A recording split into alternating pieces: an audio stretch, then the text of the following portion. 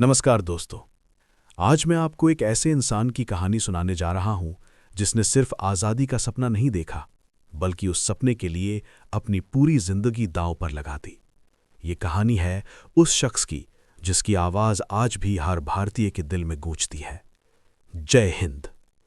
23 जनवरी 1997 ओडिशा के कटक शहर में एक बच्चे का जन्म हुआ। नाम रखा गया सुभाष। परिवार पढ़ा लिखा और सम्मानित था।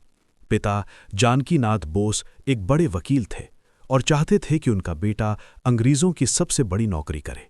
लेकिन उन्हें क्या पता था कि उनका बेटा नौकरी नहीं, इतिहास लिखने वाला है। बचपन से ही सुभाष बाकी बच्चों से अलग थे। जहां दूसरे बच्चे खेलते थे, वहीं सुभाष के मन में सवाल उठते थे कि हम अपने ही देश में गुलाम क्यों हैं। ये सवाल धीरे धीरे उनके अंदर एक आग बन गया। स्कूल में वो हमेशा अव्वल आते, लेकिन उनकी सोच किताबों से कहीं आगे थी। समय बीता और पिता की इच्छा पूरी करने के लिए सुभाष इंग्लैंड गए। उन्होंने आईसीएस की परीक्षा दी, जो उस समय सबसे कठिन मानी जाती थी, और वो उसमें पास भी हो गए। ये एक ऐसी उपलब्धि थी जिसे पाने के लिए लोग पूरी जिंदगी लगा देते थे। लेकिन जब सुभाष को एहसास हुआ कि इस नौकरी का मतलब अंग्रेज़ों की सेवा करना है, तो उन्होंने एक ऐसा फैसला लिया जो हर किसी के बस की बात नहीं थी। उन्होंने उस नौकरी को ठुकरा दिया। उन्होंने कहा, मैं गुलाम बनकर नहीं जी सकता। मेरा जीवन मेरे देश के लिए है। भारत लौटकर सुभाष चंद्र बोस आज़ादी की लड़ाई में कूद पड़े। उन्होंने कांग्रेस ज्वाइन की और महात्मा गांधी के साथ काम करना शुरू किया। वो गांधी जी का सम्मान करते थे, लेकिन उनकी सोच अलग थी। जहां गांधी जी अहिंसा में विश्वास रखते थे, वहीं सुभाष मानते थे कि आज़ादी मांगने से नहीं मिलती, उसे छीनना पड़ता है।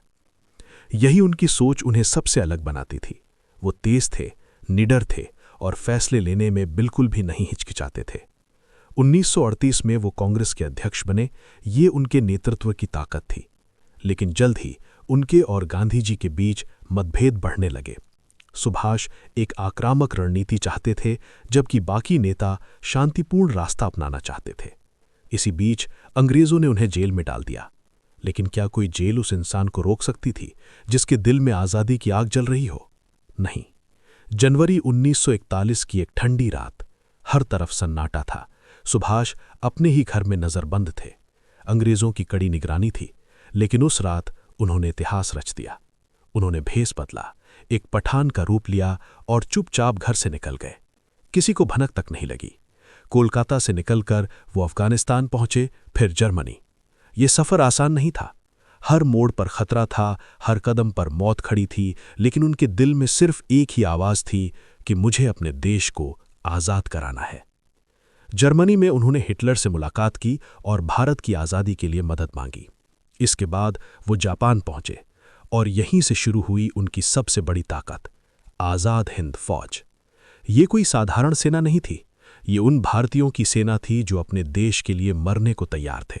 सुभाष ने एक ऐसा नारा दिया जिसने पूरे देश में आग लगा दी। तुम मुझे खून दो, मैं तुम्हें आज़ादी दूंगा। इस एक वाक्य ने लाखों युवाओं के दिल में तूफान ला दिया। लोग सब कुछ छोड़कर उनके साथ जुड़ने लगे। आज़ाद हिंद फौज ने अंग्रेज़ों के खिलाफ सीधा युद्ध छेड़ दिया। उन्होंने अंडमान और निकोबार द्वीप को आज़ाद कराया और उसका नाम रखा शहीद और स्वराज। ये सिर्फ एक जीत नहीं थी, ये अंग्रेज़ों के लिए एक चेतावनी थी कि भारत अब जाग चुका है। 1944 में उनकी सेना इम्फाल और कोहिमा तक पहुंच गई। अंग्रेज़ पहली बार डर गए थे। उन्हें एहसास हो गया था कि ये लड़ाई अब आसान नहीं रहने वाली है। लेकिन किस्मत ने साथ नहीं दिया। जापान की हार और संसाधनों की कमी के कारण आज़ाद हिंद फौज कमज़ोर पड़ने लगी। फिर आया वो दिन जिसने पूरे देश को हिला दिया। 18 अगस्त 1945 खबर आई कि सुभाष चंद्र बोस का विमान दुर्घटनाग्रस्त हो गया और उनकी मृत्यु हो गई। लेकिन क्या यह सच था? आज भी ये एक रहस्य है। कोई कहता है वो जिंदा थे, कोई कहता है वो कहीं छिपे रहे। लेकिन सच्चाई क्या है, ये आज तक कोई नहीं जान पाया। लेकिन एक बात जरूर है, सुभाष चंद्र बोस कभी मर नहीं सकते, क्योंकि वो सिर्फ एक इंसान नहीं थे, वो एक विचार थे, एक जुनून थे, एक क्रांति थे। उन्होंने हमें सिखाया कि जिंदगी आसान नहीं होती, लेकिन अगर इरादे मजबूत हों तो कोई भी मुश्किल बड़ी नहीं होती। उन्होंने हमें सिखाया कि डर के आगे झुकना नहीं है, बल्कि उसे हराना है, और सबसे जरूरी, अपने देश के लिए जीना है।